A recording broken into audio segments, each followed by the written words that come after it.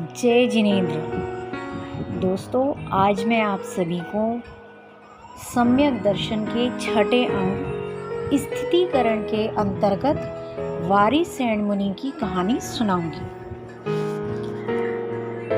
गिरते हुओं को सहारा देकर थामना और जो गिर भी पड़ा हो उसे उठाकर फिर से सावधान करना, बिना कोसे बिना भला बुरा कहे सहारा देना, यही इंसानियत और धर्म है। धर्म और चारित्र से यदि कोई भटक रहा हो तो उसे प्रेम से समझाकर धर्म मार्ग में स्थिर करना ही स्थितिकरण अंग है। आज की कहानी में हम यही जानेंगे कि पुष्पडाल ब्राह्मण को मुनि पद से शिथिल हुआ जानकर मुनि वारिसेन ने उनका स्थितिकरण करके उनका चारित्र दृढ़ किया। एक समय की बात है, वारिसेन मुनि अनेक देशों में घूम घूम कर धर्मोपदेश करते हुए पलाशकूट नामक ग्राम में पहुँचे। वहाँ के मंत्री अग्निभूति का पुत्र पुष्पडाल बहुत ही धर्मात्मा था और दान, व्रत, पूजा आदि सत्कर्मों में लगा रहता था। पुष्पडाल ने वारिसेन मुनि की नवदा भक्ति पूर्वक आहारचर्या कराई। आहार के पश्चात जब वारिसेन मुनि जाने लगे तब पुष्पडाल भी उनके साथ चल दिया, उन्हें कुछ दूर तक पहुंचाने के लिए। वह बहुत दूर तक जाना नहीं चाहता था, फिर भी साथ चलता रहा, ये सोचकर कि मुनि महाराज उसे खुद ही लौटा देंगे। मगर वारिसेन मुनि ने उसे लौटने के लिए नहीं कहा, बल्कि उसके कल्याण का विचार करके उसे खूब वैराग्यमय उपदेश देकर उसे मुनि दीक्षा दे दी। अब पुष्पडाल भी मुनि हो गए और संयम का पालन करने लगे, शास्त्राभ्यास करने लगे। लेकिन इतना कुछ करने के बाद भी मुनि बने पुष्पडाल की विषय वासना नहीं मिटी। उसे समय समय पर अपनी पत्नी की याद आती रहती थी।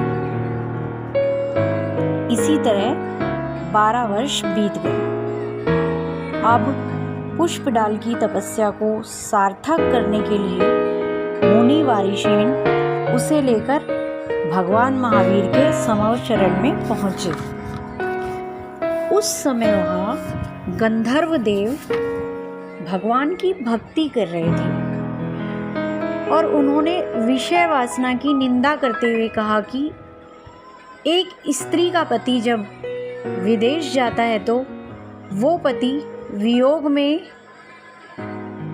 मारी मारी फिरती है और विषय वासना के वश होकर कुछ भी गलत कर देती है। यह सुनकर पुष्पडाल मुनि अपनी पत्नी के पास जाने के लिए अधीर हो उठे और अपने व्रतों से उदासीन होकर शहर की तरफ चल पड़े।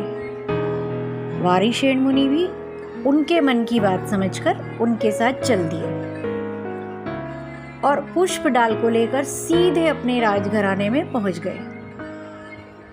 रानी चेलना ने पुत्र वारिसेन को आया देखकर उनकी परीक्षा के लिए कि देखूं कहीं मेरा पुत्र चारित्र से तो नहीं डिगा है, 2 तरह के आसन लगाए, एक लकड़ी का और एक रत्न जड़ित। मगर वारिसेन मुनि लकड़ी के आसन पर बैठ गए। उन्होंने अपनी माँ से कहा, जरा मेरी सभी पत्नियों को तो बुलाओ।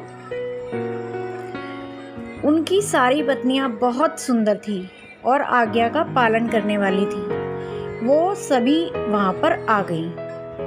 तब वारिसेन मुनि ने पुष्पडाल से कहा, मित्र, ये मेरी 32 स्त्रियां हैं, ये मेरा वैभव है।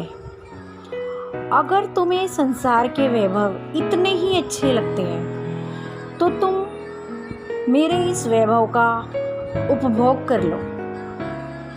पुष्पडाल सुनकर बहुत लज्जित हुआ। उसने कहा, हे प्रभु, आपने मोक्ष सुख के लिए इस अतुल वैभव को भी धूल भरे तिनके के समान त्याग दिया, और मैं मूर्ख एक पत्नी के मोह को नहीं छोड़ सका। उसी समय मुनि पुष्पडाल को वैराग्य हो गया। बाद में वारिसेन मुनि ने उन्हें यथोचित प्रायश्चित कराकर शुद्ध किया तथा वापस मुनि पद में स्थित किया। उसके बाद पुष्पडाल मुनि बनकर कठिन तपस्या करने लगे और परिचय सहने लगे। ये सच है कि पाप कर्मों के उदय से कभी कभी अच्छे अच्छे विद्वान भी भटक जाते हैं। ऐसे में जो धर्मी इस स्थितिकरण अंग का पालन करते हैं वो स्वर्ग और मोक्ष को जाते हैं। दोस्तों, मैं अपना वीडियो यहीं पर समाप्त करती हूँ। मेरा अगला वीडियो सम्यक दर्शन के 7वें अंग वात्सल्य अंग पर होगा और आप लोगों के लिए मैं विष्णु कुमार मुनि की कहानी लेकर आऊँगी। धन्यवाद दोस्तों।